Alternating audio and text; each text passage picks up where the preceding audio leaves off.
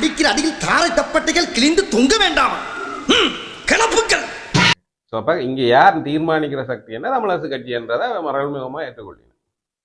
ஏன்னா தமிழரசு கட்சி தான் இங்க வாக்கு வங்கி உள்ள நிரந்தரமான பெரிய வாக்கு வங்கி உள்ள கட்சியா இது வரைக்கும் பாரம்பரியம் கொண்ட அரசியல் இருக்குது. இல்ல அத சின்னம் அப்படியான போருக்கு பிறகு தமிழரசு கட்சி என்றது ஒன்று இல்லாம இருந்தாலும் கூட தமிழர் விடுதலை கூட்டணி வந்ததுக்கு பிறகு தமிழரசு கட்சி இல்லை.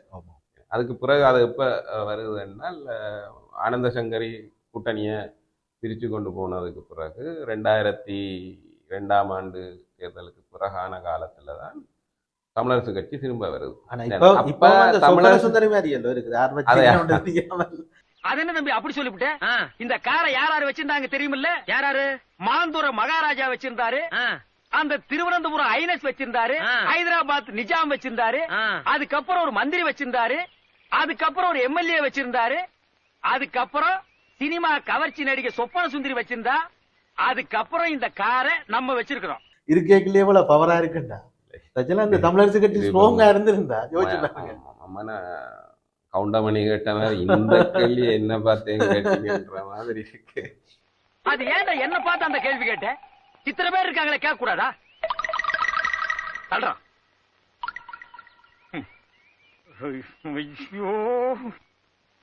ஐயோ ஏன்டா என்ன பார்த்து அந்த கேள்வி கேட்ட? ஏனே அவனை அடிச்சுட்டே இருக்கீங்க? அப்படி என்ன கேட்டான்? என்ன கேட்டானா? காரை நம்ம வச்சிருக்கிறோம், இந்த காரை வச்சிருந்த சொப்பன சுந்தரியை இப்ப யாரு வச்சிருக்காங்கன்னு கேக்குறான். அவளை யார் யார் வச்சிருக்காங்கன்னு கணக்கெடுக்கிறதா என் வேலை? இல்ல இதுக்கு முன்னால் நான் அந்த வேலை பார்த்துட்டு இருந்தேனா? ஒரு வித்வானை பார்த்து கேக்குற கேள்வி ஐயா இது. ஆறு சொப்பன சுந்தரி இருந்த இடத்துலதான் இருக்குன்னு நினைக்கிறேன்.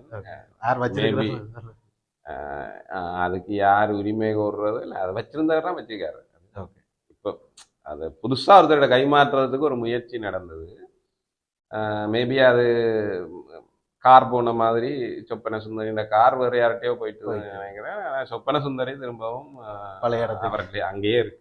இல்ல கேசுகள் எல்லாம் நடக்கிறபடியால இப்ப நாங்க இதை காய்ச்சா ஏதாவது பிரச்சனையாமோ இல்ல காய்க்கலாம். இல்ல நாங்க சொப்பன சுந்தரியை பற்றி தானே. இப்ப இந்த இடத்துல தமிழரசு கட்சியை பற்றி காய்ச்சாதான் பிரச்சனையா? நாங்கள் அதை காய்க்கல இருக்கலாம். பழைய இரும்பு சாமா ஐயம் பித்தாளைக்கு பேர் சம்பளம், பழைய இரும்பு சாமா ஐயம் பித்தாளைக்கு பேர் சம்பளம். ஏன்டா இந்த வண்டியை பார்த்து பேர் சம்பளம் கத்துற? இந்த வண்டி என்ன பேர் சம்பளத்துக்கு போடுற மாதிரியாடா இருக்கு? என்ன கிண்டலா? மூஞ்சிரியா குத்துவேன். அட நீங்க ஒண்ணு, நான் என்ன கிண்டல் பண்ண போறேன்? நான் வியாபாரினே. ஆமா இவர் பெரிய கப்பல் வியாபாரி. போட அந்த பின்னணியில யங்கீனம் என்று சொல்றதுல வேற ஒருத்தரையும் கூட அதுல சந்தேகப்படுறதுக்கான வாய்ப்பு இருக்கு. ஏனென்றால் திருவோணமலைக்குள்ள குகதாசன் செயலாளராக வர்றத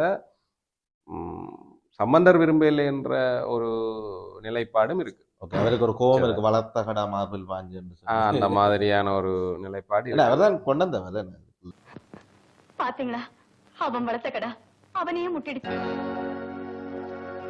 வளர்த்த கடா முட்டை வந்தா பச்சை செடி முள்ளானா போன ஜென்ம பாவமடி அம்மாளு.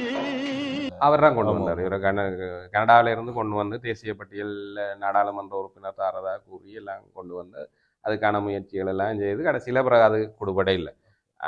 அது குடுபடை இல்லைன்றதும் அதை ஒட்டி பிறகு கவனிக்கப்படையில் தானன்றதுலையும் அவருக்கு மன வருத்தங்கள் இருந்து தான் அந்த ரெண்டு பேருக்கும் இடையில சில விரிசல்கள் இருந்த மாதிரி ஒரு இது இருக்கு.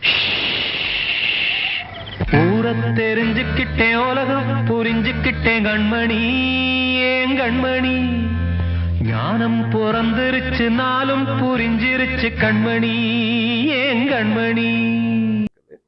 பட் இப்பவும் என்னன்னா இப்போ வெறுமனே சம்பந்தர் மட்டும் அதில் சம்மந்தப்படையில்லை என்று நினைக்கிறேன். அவருடைய மகனும் அந்த அரசியலில் சிலதுகளை கையாளுறார் போல இருக்கு. சம்பந்தர் சார்பில் அல்லது இப்போ அவர் டிரெக்டா பொலிட்டிக்ல இல்ல, கட்சியினுடைய மெம்பராகவும் இருக்கிறார் மாதிரி தெரியல. ஆனால் சம்பந்தர் பெருந்தலைவர் சம்பந்தர் என்றதுனால அவருடைய வாரிசாக அவர் சில பல காய் நகர்த்தல்களை செய்கிறார் என்ற ஒரு இது இருக்கு. ஐயோ ஐயோ ஐயோ, இது வரைக்கும் இந்த அம்சம் எவனுக்குமே இருந்தது இல்லையாடா. நீ அதுக்குன்னே பிறந்தவ மாதிரி இருக்கிறியே. அப்ப பேசாம எம்எல்ஏ ஆகிடு. ஸோ அப்படி பார்க்கும்போது பராவுக்கு பின்னால அந்த அணி கூட இருக்கிறதுக்கான வாய்ப்பு இருக்கு என்ற ஒரு இது இருக்கு. அதை விட ஸ்ரீதரன் தன்னுடைய கருத்துக்கள்ல அவருடைய நேரடியான குற்றச்சாட்டுகள் சுமந்திரனை நோக்கியதாக இருக்கு. இல்ல நான் எந்த சந்தேகத்தை மண்டைக்கு சொன்னான்னு நினைக்கிறது சில மாவையா கூட இருக்கலாம், கட்சியில தலைவராக தொடர்றதுக்கானதான் இருக்கலாம். வாய்ப்பில்லை ராஜா, வாய்ப்பு கிடையாது. இல்ல அது என்னதான் வேணும்னாலும் இருந்தாலும் இப்ப என்ன இந்த வழக்குகள் அல்லது இப்ப கிட்டத்தட்ட ஒரு புதிய தலைவர் தெரிவு ஜனவரி மாசத்துல நடந்தது. இன்றைக்கு மே மாசம் வரைக்கும் போயிட்டு 5 மாசம் இந்த இதுக்குள்ள போயிட்டு பார்த்தீங்கன்னா ஒரு கட்டத்துல மாவை சீனாதி ராஜாவை இந்த கட்சியினுடைய தலைவராக இருந்து தூக்க வேணும் என்ற மாதிரி கட்சிக்குள்ளேயே ஒரு சலிரமான ஒரு இது இருந்தது. அது ஏனென்னா பேருக்கு தலைவராக இருக்கிறார், ஒன்றும் இயங்கு நிலையில இல்லை அப்படின்றதான் அதன் மிக பிரதானமான விமர்சனம். எல்லாத்துக்கும் பாப்பம் பண்ணுவார், ஒரு முடிவும் ஒழுங்கா எடுக்கிறது இல்லை. கட்சியை போய் வெளியில ஏதாவது காட்சி போட்டு வந்துடுவார், 10 கட்சி கூட்டம் என்ன இணக்க அரசியல் அது இது ஏதாவது காட்சி போட்டு பிறகு வந்து கட்சி அது எல்லாத்துக்கும் மாறா ஒரு முடிவு எடுக்கும். பிறகு அதுக்கும்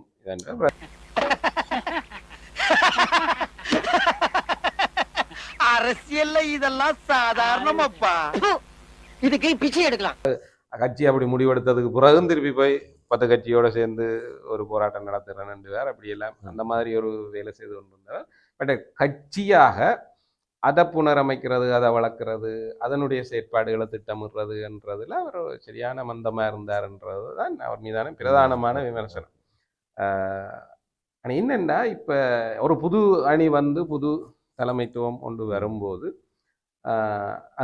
இந்த நிலைமை மாறும் என்ற ஒரு பெரும் எதிர்பார்ப்பு இருந்தது. வாய்ப்பில்லை ராஜா, வாய்ப்பு கிடையாது. அடிக்கிற அடியில்